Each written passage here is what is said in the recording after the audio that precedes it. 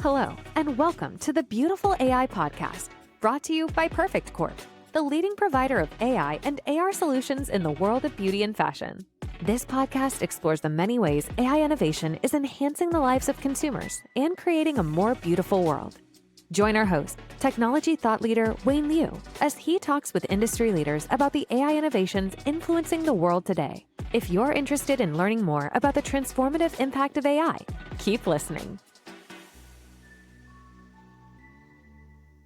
Hello, everyone, and welcome back to the Beautiful AI Podcast, where beauty meets technology. I'm your host, Wayne Liu. I'm the president and the chief growth officer of the Perfect Corp. So today's guest is a true pioneer in the intersection of wellness, entrepreneurship, and then the heartfelt brand storytelling. I'm thrilled to welcome Dr. Brent Ridge, the co-founder of Beekman 1802, the brand that's redefined what it means to build a business with a soul, without outside funding, without shortcuts, and then with lots of heart. Welcome, Dr. Brent. Oh, great to be here, Wayne. Yes, thank you. And then just to give you a little bit more, Dr. Brent isn't just a founder, he's a physician, and then a former executive at the Martha Stewart's Omni Media, and now an author. In his new book, he shared the G.O.A.T, which we are very familiar with, but he redefined this GO principle, the timeless value passed down the generations. That helps turn Beekman 1802 into the fast companies once called the kindest brand in the world. Okay, so welcome again to our show, and then it's a real pleasure to have you here.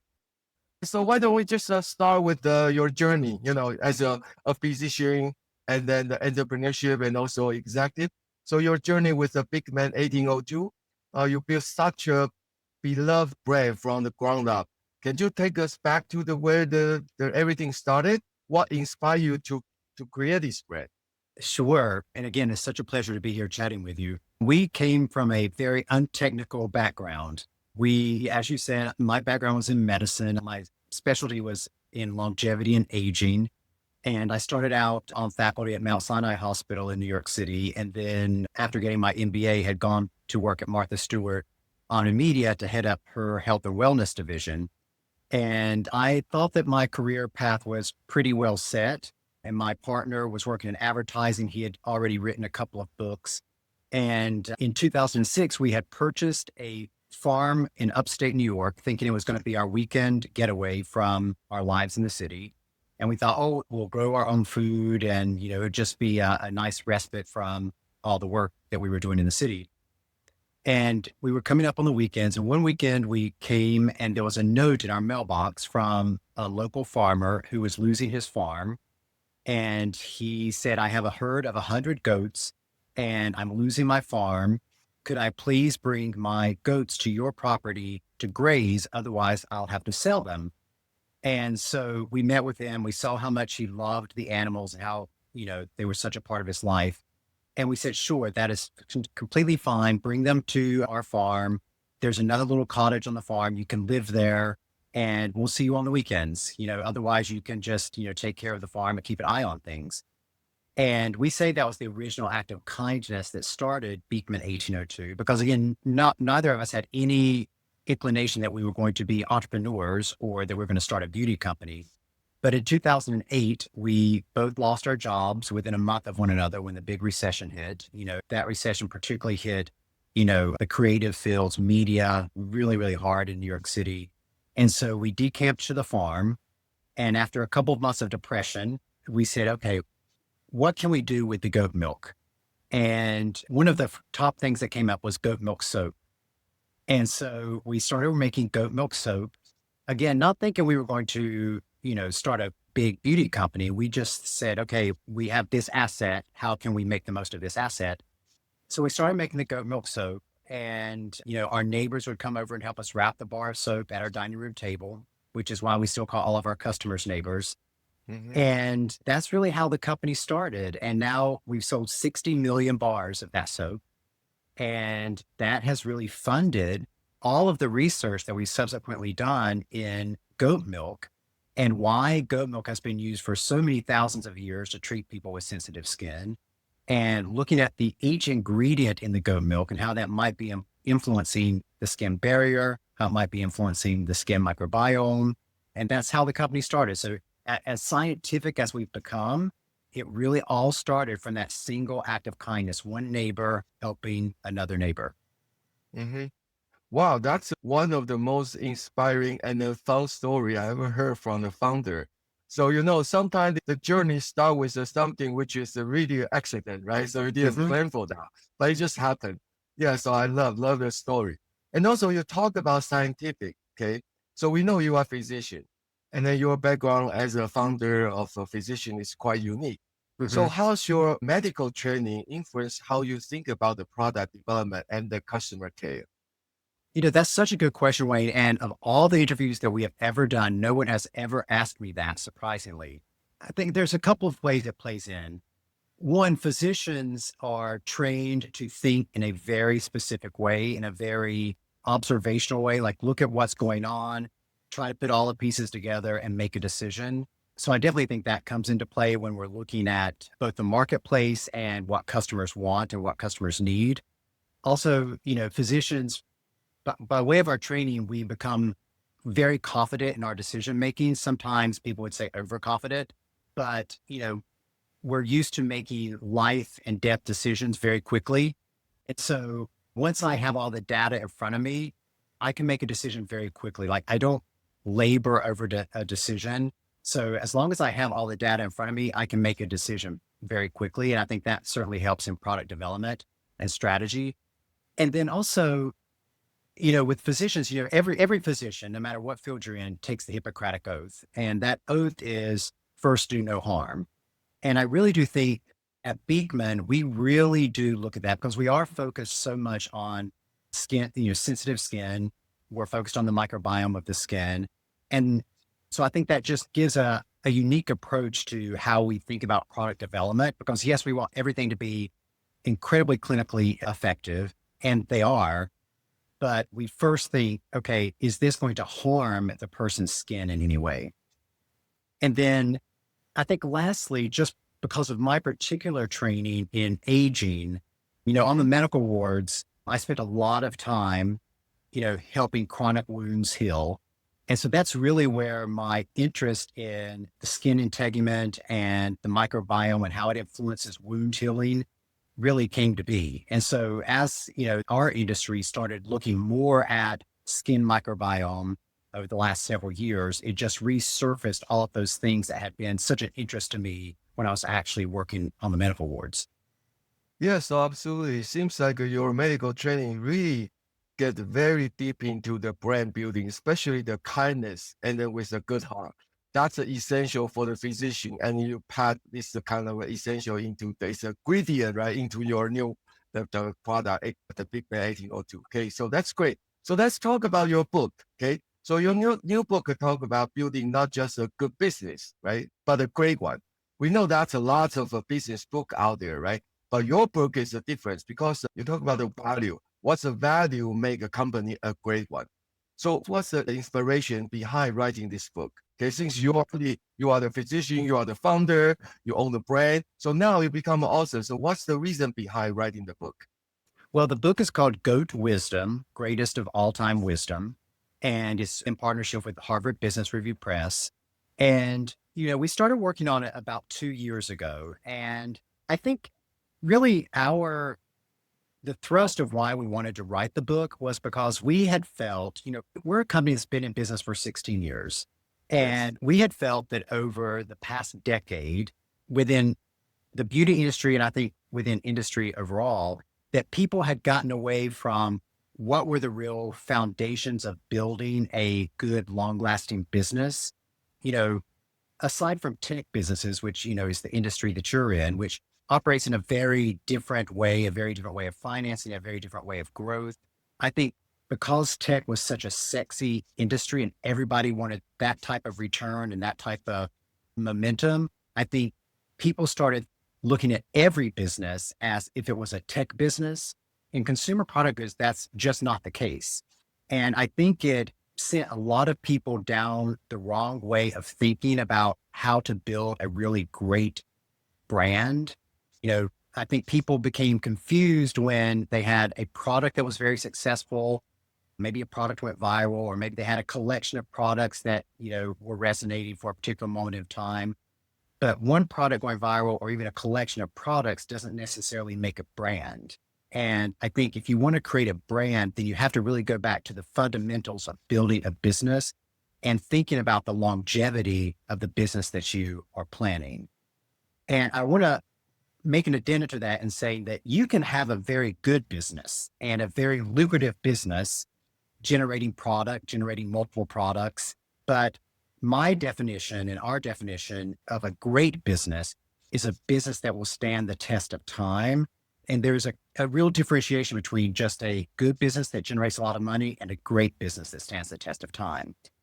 And when we were looking at how we would organize the book, we looked back at all of the proverbs, all of the maxims that, have been around for so many hundreds of years that still hold true today. Many of those come from agriculture because farmers were the original entrepreneurs, and they still hold true today. And so each chapter is headed by a different proverb or maxim, things that people have already heard, but have never really stopped to think about, wait, what is this telling me? Like, how is this applicable to what I'm doing?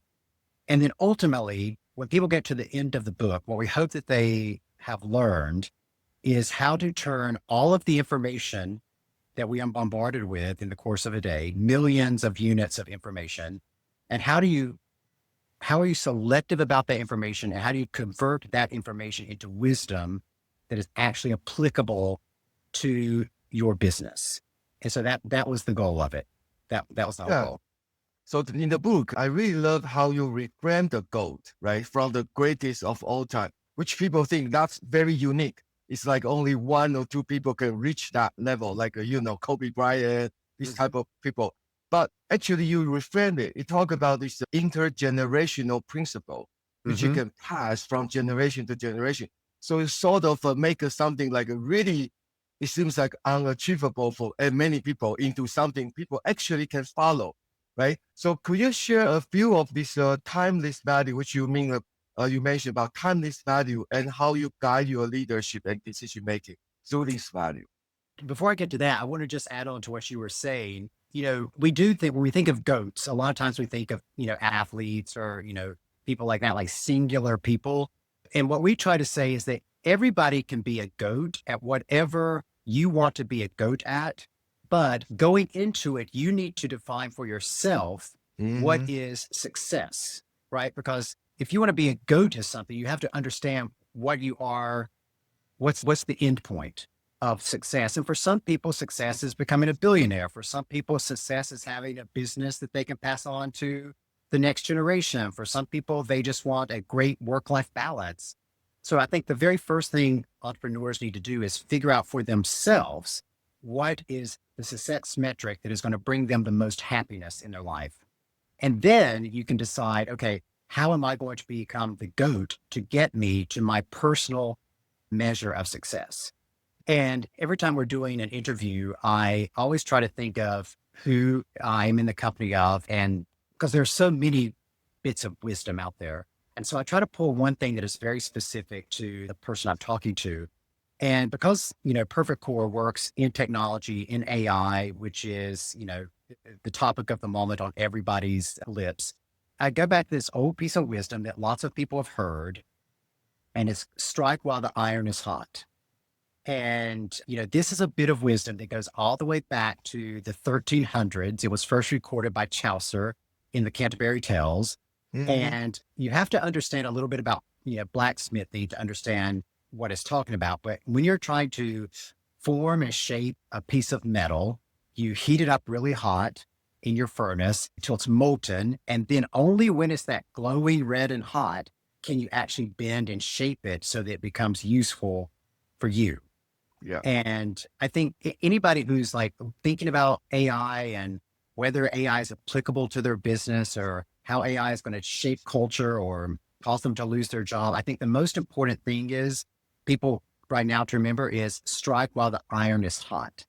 everybody, aside from, great tech companies like yourself, most companies right at this moment are in the very same position. It's another leveling event, just like, Web 2.0 was a leveling event when it came to marketing and media. This is another leveling event, and people need to be in there now understanding what AI is doing so that they can have the first mover advantage. Yes, absolutely. So I love that. Even though you sort of kind of like a link this AI with the 13th century's wisdom, right? So as a blacksmith. So that means actually tell us some of these fundamental principle, it's a timeless, right? So it doesn't really matter how long it be. It's timeless. You need to follow this. You need to find your own goal, which I absolutely align with that because it's what happened to Perfect Corp. When we say, oh, we get into the beauty business, but we are not really trying to define beauty. You define your own beauty. We provide all the ingredients, all the tool, which you can create. And then we empower you to define your own beauty, right? So just like what you said, gold. Everybody can be their own gold, right? So you don't have to follow all this like a top athlete, but you can be your own gold. But you need to know what exactly is the goal for you. So that's why you need to empower yourself. I love that. Okay. And then, so a lot of our listeners are the founder and the business owner. Can you mention about, how you started Beekman 1802? So, and many of them are starting with a limited resource. They don't have a big budget. They don't have a lot of people to help them. So from your experience, what's the advice would you give to someone with a big idea, but not a big budget? Yes. Well, when we started 16 years ago, I would have told everybody to go to Google, which is where we first learned how to make soap, or go to YouTube. You're going to have to put in the sweat equity and you're going to have to roll up your sleeves, but you can do those things. I think now, within the past year, those things are ChatGPT and Anthropic and Perplexity or, whatever AI generator you want to use, because you can get so much information about what you want to accomplish in such a detailed way that you can accomplish quite a bit with very little money. And so that's what I would say the starting point for any business these days has got to be artificial intelligence. I mean, you really do have to utilize the resources that are at your fingertip. And then I think going back to like fundamentals, when we first started, we had $0. We had less than $0 because we had a huge mortgage on the farm we were trying to cover. And we always tell people, before you start spending any money, so if you put your problem on a piece of paper and say, how can I solve this problem with $0? Like, what are all the ways who could I call? What information could I pull in? Sometimes what could I even barter to accomplish it, to solve this problem with $0? Now, of course, you're never going to do anything with $0 probably, but by creating that mindset of trying to accomplish the most with as little as possible, it makes you really, really creative.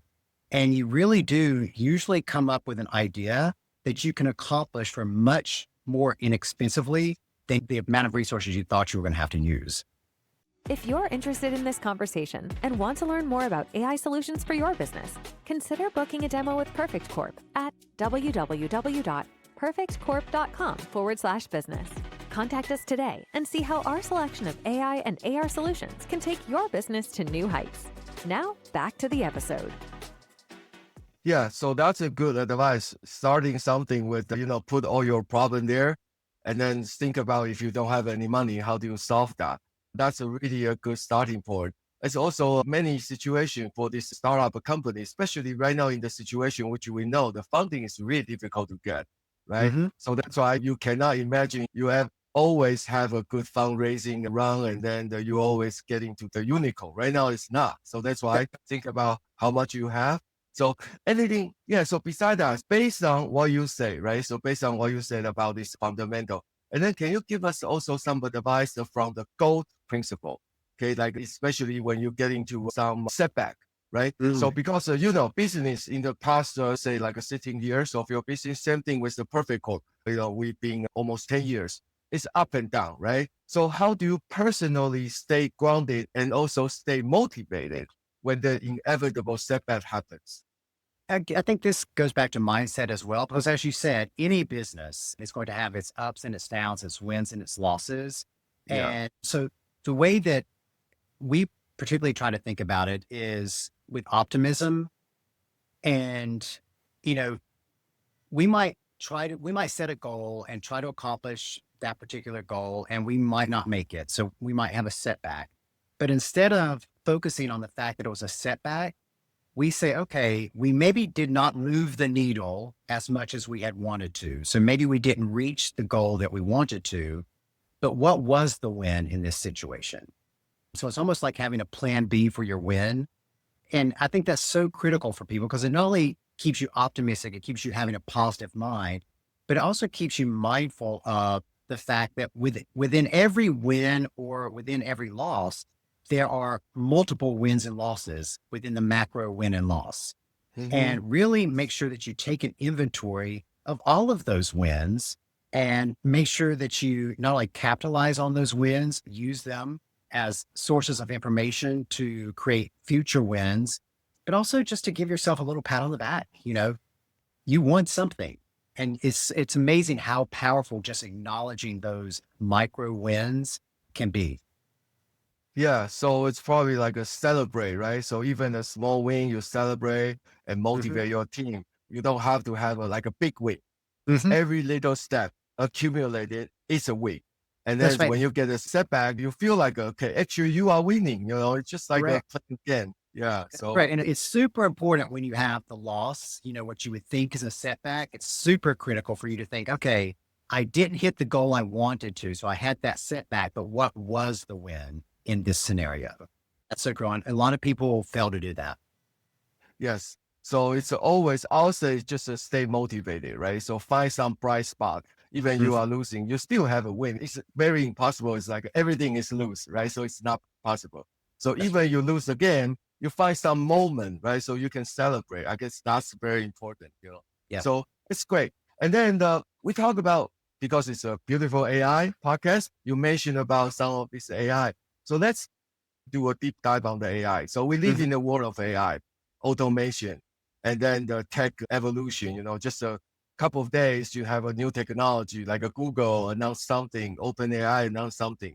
So, but in your view, okay, what are some human value? Well, in the world of AI, we talk about human value and then the habits that always remain essential. Okay, regardless of how advanced our tool become. Just like you use like a 13th century's wisdom, right? So tell us more about this. Well, I think that regardless of what industry you're in, AI is going to influence that industry. And as you pointed out, it is happening at almost an exhausting pace to comprehend. Every morning you wake up and just when you thought you had a grasp on something, oh no, you're already 2 steps behind again. And so I think that can be as facile as AI can make new founders. I think it can also be a little bit overwhelming if you let it be. But I think that going back to the foundational principles of business, what you have to always keep in mind is that you're in business to make your customer happy. Because if you can figure out the way to make your customer happy, and that doesn't matter if you're in a tech business, you have your own set of customers. We're in a skincare business. We have our own set of customers, hospitality business, whatever, service business. You have your customer. All you have to do is figure out how you are going to best make your customer happy. And they're going to reward you with the purchase of whatever you're selling. AI is just a tool to help you make your customer happy. And so you have to understand how your customer is using AI, how AI is going to help you solve a customer pain point that they can't solve for themselves. So as advanced as we seem to be getting, and as concerned as people seem to be getting about AI and what future it may be leading us to, if you're in business, it comes back to that very foundational idea that the customer is the reason that you are in business. And, one of the particular things that I think has happened over the last decade as we've become more and more mired in algorithms is that so many of the leadership in companies, particularly really big companies, are so divorced from the consumer that they're serving because, the decision makers in the company very often aren't that in contact with the end user of the product. And then as a person, as an individual, you also succumb to the algorithms. So as you become more and more successful and you have more and more status, the world that you see is very, very different from the world that your consumer might be seeing. And when you get such a divorce from decision making and end product user, that can never be a good scenario. And so, I think, executives really need to make sure that they are constantly figuring out ways, and it's easier said than done, but constantly figuring out ways to connect with the people who are actually using their product on a day-to-day basis. It's so crucial for the success of a great business. Yes, so actually, I cannot agree more on what you said because as a business owner, right? So we're running a business. We the company Perfect Corp from startup.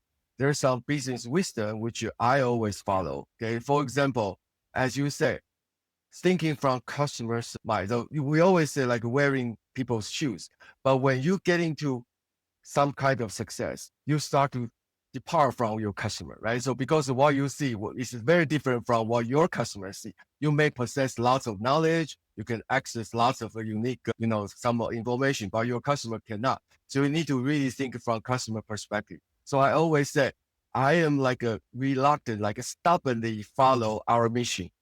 Our mission and our vision is something will never change. Why? We are very flexible on the strategy because you get new tools, we get some new knowledge. So we are constantly adjust our strategy, but our mission and our vision is something we never change. That's why you say, right? The goal. You need to know what is your goal, and then you start building the journey going to the goal. So that's something which I really, 100% agree with what you say. That's absolutely right. And I do think that that was the reason that Harvard Business Review thought that this was such a unique approach to a business book, because a lot of times business books get caught up in a little bit of data or a little bit of research, and they frame the whole book around that bit of research. But by and large, most businesses, most great businesses are all built the same way. They use different tools, they evolve with the tools or, the data that they have, but the foundations are always built the same way. And Goat Wisdom is really meant to be a foundational book, and it's applicable for someone who's just starting a business. You're a brand new entrepreneur, or even if you're, someone working at a big company like Perfect Corp. I always say that, successful businesses today involve lots of entrepreneurs. So people who have an entrepreneurial spirit, but within the setting of a big corporation. And if you have your business unit or your team inside a larger organization, you can still think about, okay, how can I make my team the greatest of all time? How is my team the greatest inside Perfect Corp? And you can still apply these same principles within those units too. Yeah, so I guess you cannot just lose your initial love. That's what we say, right? So when the company started, so actually it's interesting. Our founder, CEO, Alice Chen, when she started talk about this 10 years ago, she said something like, seeking beauty is natural for people. And then technology itself is useless. We are using technology to bridge this gap in between seeking beauty and the real beauty. But until now, after 10 years, she still say the same thing. That's our vision. So that's our vision. Yeah. So we build on everything is on our vision. We never lost it. We don't lost who we are. Okay. We are still what we are 10 years ago. We have a vision. We build on that. So that's exactly match what you said. And you see that's why Alice is a goat. She has her own goat wisdom. And really what she said 10 years ago when you started was that beauty is in the eye of the beholder, right? That's ancient goat wisdom. And what you guys help people do is behold their beauty in a different way. However they define their beauty, you help them behold it in a different way. So classic goat wisdom. Yes. And then, as I said, in the past 10 years, we are using many, many different AI, right? From very basic, like machine learning, deep learning, and then generative AI. The technology is changing. Our strategy changing, but fundamental goal, which is our goal and as a GOAT, right? So it didn't change it. So in the past 10 years, just as you said, so I'm very happy to have this conversation sort of like a resonate, right? So your company being with business for 16 years, 10 years, but we follow some principle.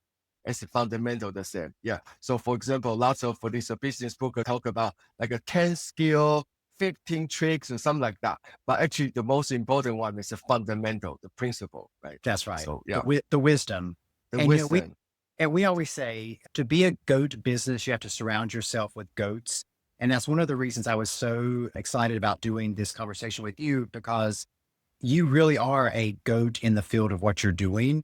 And by virtue of us having worked with you in the past, that helped us become more of a GOAT business as well. So always, when you're trying to think about growing your business, always seek out the very best partners that you can and surround yourself with GOATs. I mean, if you surround yourself with GOATs, you too can become a GOAT. Yeah, thank you. That means a lot for me. Okay, thank you. And then, so as we wrapping up this conversation, so I still would like to ask you about, so what in the AI field gets you excited in the next, say, I always say like 3 years, 5 years is too long for the AI. So what do you get excited about the AI, the development? Do you mean particularly to the beauty industry or just in general? Whatever, just in general. I do think that I'm saying, okay, macro first. I do think that AI is going to explode the field of research because it helps people put together combinations in ways that would have taken them so much time and so many resources to do before. If you have a query and you're like, is there any connection between A and Z? It will be able to find you that connection, if there is that connection, in a way that regular scientific search could not have done. In particular for us at Beekman, I think that, the field of the microbiome is still in its infancy because there are so many interactions that are happening on the surface of the skin, all the various prebiotics and the postbiotics and how they influence the microorganisms, how the microorganisms are influencing one another with the postbiotics that they produce. So I think AI is going to really expedite the discovery of those interconnections within that ecosystem. And then I also think that within the beauty industry specifically, we're coming into a new period similar to Web 2.0 with social media. This is going to completely change the way we do business from a marketing standpoint, from a consumer segmentation standpoint, from a product development standpoint. Everything is going to change. I think on a panel that we were on together a while ago, I said, Wayne, I wish you guys would really work on this. And I hope you are. The consumer now really wants clinical impact. And how can we help demonstrate to them what that clinical impact can be? Speaking as a founder, when we, are looking at our formulations and we're testing our formulations and doing the clinical studies, it costs an incredible amount of money, right? To do the clinical studies to say, okay, this formulation is going to have X result on your skin. And then you have to spend even more amounts of money to do before and after photos to demonstrate visually what these formulations can do. And so I'm really excited about the way that AI might in the future help us take what we're seeing in the lab on a bench and say, okay, we saw X percentage of increased collagen production by the use of this formulation. If you put your picture into a program, what would your skin look like if it all of a sudden had 10% more collagen? And then you get a before and after of, okay, if you used this product as directed, then you could realistically see this change in your skin from using this product. And that could go for anything. If you put a Botox injection here, or if you put a filler here, what will that exactly look like given your skin and your facial structure? And I'm really excited by that. I think it's exciting from a cost savings perspective. I think it's exciting from a consumer transparency perspective, so that you're taking treatments out of the realm of hope and out into a realm of realistic expectation. Yes, absolutely. I have to say, Dr. Brent Ridge, your wish granted, because we have this technology. We have this conversation last year in our forum, and then we are working, especially, I have to say, with the power of a generative AI. Lots of things, it was just more like a scientific story, science fiction, but right now it become a real. So we are working on this. So we have an aesthetic simulator. Okay, so based on the clinical study, we can actually simulate before and after, even with the brand. So we work with the brand on this clinical study. We are using the data to train the AI engine. So right now we can simulate it. If you do this, what happened? If you do that, what happened? Okay, so yeah, I can reach out to your brand and then we'll talk more about that. Yes. No, I'm excited to learn more about that. Yes. Okay. So yeah, so we can have this conversation going on and on, right? So, but because of the time, for the limit of time, so we have to, stop here. But it's been a joy actually through this past 30 minutes, hear your story and the wisdom behind the Beekman 1802, and also for the G.O.A.T. So I know that the book hasn't released yet, right? So it's a July. It's set for July release. Correct. Yeah. July 1st is the official release date. Yeah, so tell us more about for our audience, if they want to learn more about the GOAT principle and then follow your new book, where should they go? Really, they can get Goat Wisdom wherever they like to buy their books. Amazon, small bookstores, Barnes and Noble. It'll be available everywhere.